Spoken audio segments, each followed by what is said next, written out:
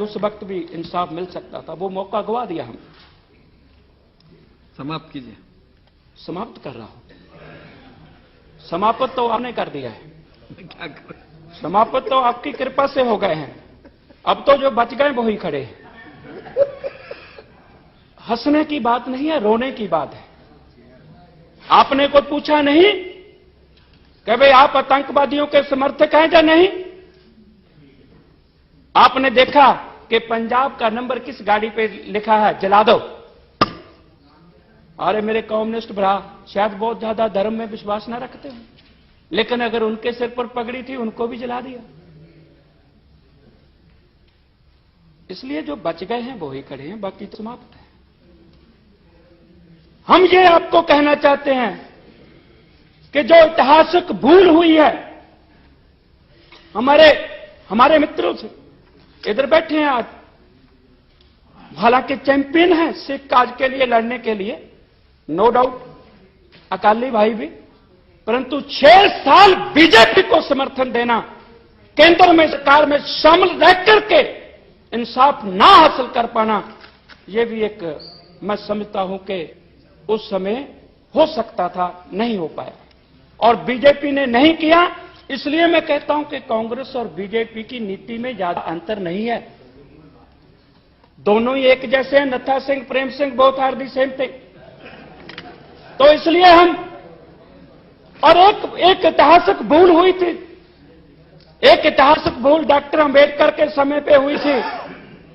Doctor Ambedkar इस देश के 7 करोड़ अछूतों को, उस वक्त अछूतों की आबादी 7 करोड़ थी, आज तो 32 करोड़ हो गई है। डॉक्टर अंबेडकर चाहते थे कि जो गुरु नानक की सरबत के भले की आइडियोलॉजी है, जो हिंदू तुर्क को राफ जी, इमाम साफी मानस की जात सबे एक के पहचान वो का एजेंडा है, जो एक पिता एक के हम बारक का एजेंडा है, जो पै काहे को देतना न पै मानत आन का एजेंडा है। अंबेडकर साहब कहते थे कि इस देश के अंदर जो जाति के आधार पर लताड़े पछाड़े लोग हैं, गुरु गोविंद सिंह कहता था कि इनको मैं सम्मान दूंगा, इन गरीब सिखों को देऊं पातशाही, जग करे हमारी गुरियाई। जिन गरीब सिखों को गुरु गोविंद सिंह सम्मान देना चाहता था, तो डॉक्टर अंबेडकर साहब उन गरीब सिखों को सिख बनाना चाहते थे, लेकिन उस वक्त की सिख लीडरशिप ने डॉक्टर अंबेडकर साहब का इंथुजियास्टिक वेलकम नहीं किया। अगर किया होता तो सिख पूरे देश में मेजॉरिटी में होता, तो 1984 में किसी की हिम्मत ना पड़ती कि ये कत्लेआम, सामूहिक कत्लेआम हो सकता। मैं कंक्लूड कर रहा हूं प्लीज। तो मैं ये कहता हूं, ये ऐतिहासिक भूल हुई है सिखों की ओर से, और जो कांग्रेस ने तो आजादी के बाद ही शुरू कर दिया जराइम पेशा कहना, और जनसंघ ने पंजाबी बोलकर भी हिंदी लिखवाया रिकॉर्ड में, और 6 साल में इंसाफ बीजेपी ने भी नहीं किया। आपसे तो उम्मीद है ही नहीं, गुनाहगार तो कभी इंसाफ देगा ही नहीं, ये उम्मीद करना तो कर तो रहे हैं, लेकिन ये तो हो सकता है कि गुनाहगार न्याय ना करे, लेकिन इनसे थी, इन्होंने भी नहीं किया।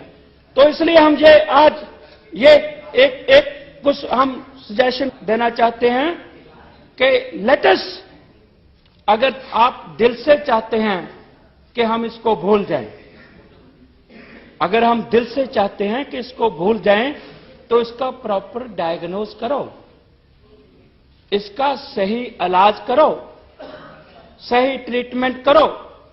और सबसे पहले भाई आप कंपनसेशन की बात तो कर रहे हैं, इतने मामले सेटल हो गए, इतने रह गए, मैं अब अंकड़ा विज्ञान में नहीं, वो रिकॉर्ड में आ गया, लेकिन हम सजा की बात कर रहे हैं। आपके मंत्रिमंडल में 9 कमेटियां और एक कमीशन, जिन्होंने ये डिटेल दी है, आपके एक सीनियर मेंबर का नाम इन हत्याओं में शामिल किया है, वो मैं इसका नाम कोट नहीं करूंगा, लेकिन रिकॉर्ड में है। वो आपके मंत्रिमंडल में तो हो सकता है, लेकिन हम ये कहते हैं कि आपने ब्लैक लिस्ट बनाई है। कुछ लोगों ने विदेशों में पॉलिटिकल असाइलम ली थी, हो सकता है उसमें इकोनॉमी रीजन हो, टेररिज्म रीजन ना हो, तो आप उसको भी रिव्यू करो। उनके भाई बहन मां जब इधर कोई मरती है, मैं 1-2 मिनट में समाप्त कर रहा हूं प्लीज। उनके भाई बहन मां रिश्ता नाता जब कोई मौत हो जाती है, वो उनका मुंह नहीं देख पाते। अगर आप भूलने की बात करते हो तो उस पर भी विचारो, आप उसको भी भूलो, उस अपनी ब्लैक लिस्ट को भी रिव्यू करो। Let us all those peoples जिनको हमने जलावतन कर रखा है, उनको बुलाओ, उनको यहां उनके परिवार से मिलने का मौका दो। राज महेंद्र सिंह और एक मिनट में प्लीज, 1 मिनट में हमारी ये सजेशन है कि दोषियों को सजा मिले, बिना किसी देरी से मिले, कंपनसेशन मिले, रिहैबिलिटेशन का इंतजाम हो, और जो एक अच्छा कुछ ऐसा प्रबंध किया जाए कि जो 25 साल में नहीं हो सका, वो आज हमारे होम मिनिस्टर साहब जहां बैठे हैं, ये पूरी सिख कौम को, नेशन को, दुनिया को एश्योरेंस दें कि जो 25 साल में इनसे भूल हुई है, नहीं किया 25 साल में, वो हम अब जल्दी से जल्दी करें। तो मैं यही आपसे उम्मीद रखते हुए कि आप सिख कौम को इस देश में एक सम्मान से जीने का, उनको आगे बढ़ने का, खास तौर पे जो पब्लिक सेक्टर में माइनॉरिटी की रिप्रेजेंटेशन को एक प्लानिंग के तहत काम किया गया है, उनको ये उनके अंदर कॉन्फिडेंस बिल्ड करने के लिए कि आप इस देश के वासी हैं, पब्लिक सेक्टर में उनकी जो नुमाइंदगी है उसको इंक्रीज किया जाए। तो मैं यही आपसे उम्मीद रखते हुए, आपने मेरे को समय दिया, मैं आपका धन्यवाद करता हूं। श्री राज महेंद्र सिंह मजीठा। ऑनरेबल चेयरमैन साहब, आपका मैं आभारी हूं। आपने मुझे एक ऐतिहासिक दुर्घटना जो 25 साल 24 साल पहले हुई थी, उस पर बोलने का समय दिया।